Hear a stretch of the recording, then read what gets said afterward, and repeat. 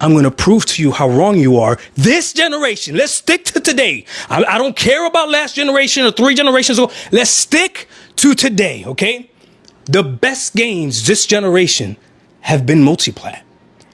Expedition 33 is a multiplat game. You tell me what game this generation is better than Expedition 33. That's a single play. That's an exclusive of any kind. Hey, Doc. I think we have this misunderstanding when it comes to exclusivity and not see that even in games themselves, as you're mentioning, let's say multi-platform games, they're still practicing some level of exclusivity for them to get the sheer amount of success that you see today.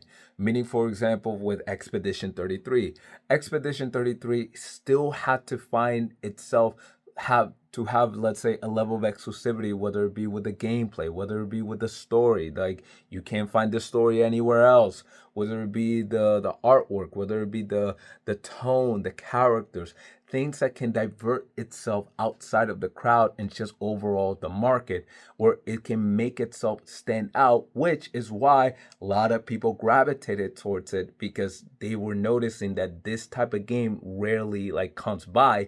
Therefore, you would put that under the category of exclusivity, because again, it's rare and it's not, common.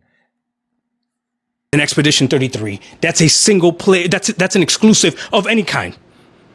Tell me what game is better than Expedition 33 that's exclusive. I'll tell you what.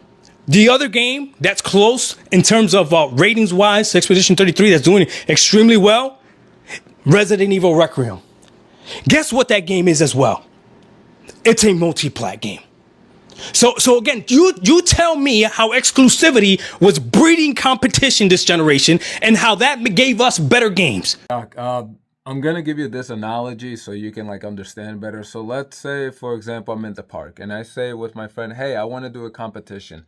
I have an instrument. Let's say I play the guitar, and my friend over here, he plays the drums, and we try to compete to see which one of us have the most, let's say, crowd or the most amount of people interested in us and like are donating and giving money, and they're just willingly coming towards us to listen to us play. And what I think is, okay, the only way is that I'm able to get more crowds than him or anyone else that tries to compete, is that I need to find a way to find, let's say, a tune or find like a rhythm that is exclusive. It's not really out there. It's never been done before. It's never been implemented, that it's going to trigger people to specifically come to me and listen to me. How exclusivity was breeding competition this generation and how that gave us better games. Because Sony did drop games that were only exclusive to PlayStation and then later were coming onto PC. The same way that Xbox dropped games that were only exclusive to Xbox and then they obviously dropped day and date on PC and then eventually will come to PlayStation. But you tell me what game is better than the multi-plat games that we've been getting this generation. You tell me. There was a year, okay, where a game finally dethroned Call of Duty this generation. Do you remember what game that was? Hogwarts Legacy. That is a multi-plat game. I don't want to call you an idiot, but if you champion exclusive with the BS saying that it's better for gamers, you don't know anything about gaming, or you're too stuck behind in old generations. Today, these boxes are more alike than they are different. These boxes are more alike than they are different. So there's no reason to have exclusivity. Now, if you want to go the multiplayer route, same thing. The best multiplayer games right now, right, are what?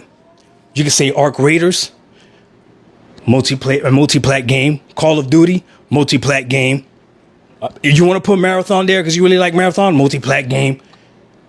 You tell me in what sense this generation you can prove to me that exclusive have benefited the gamer.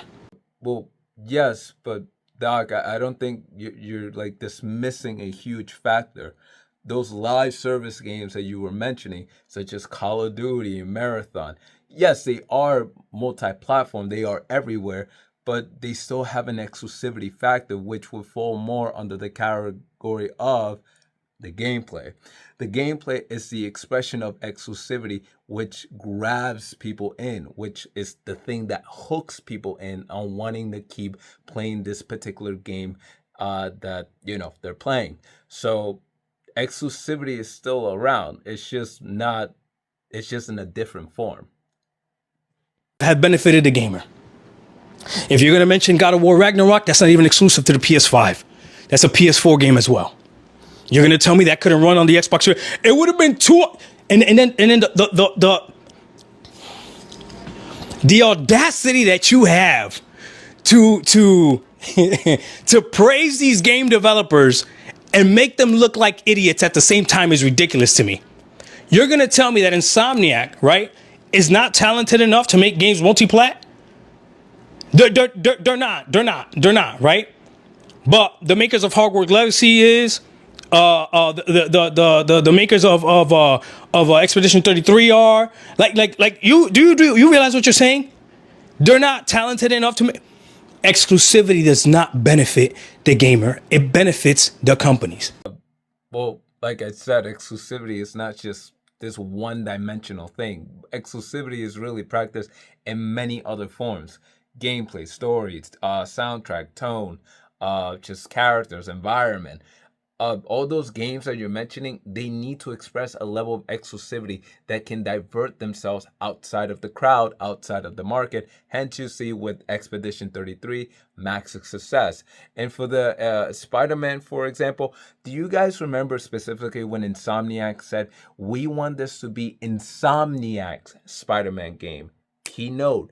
Insomniac Spider-Man game, which means they want to divert from the original past games, from the past. So let's say for this one, we want to use more focus on gadgets. We want to be focused more on let's say, other factors that other Spider-Man games didn't really focus on.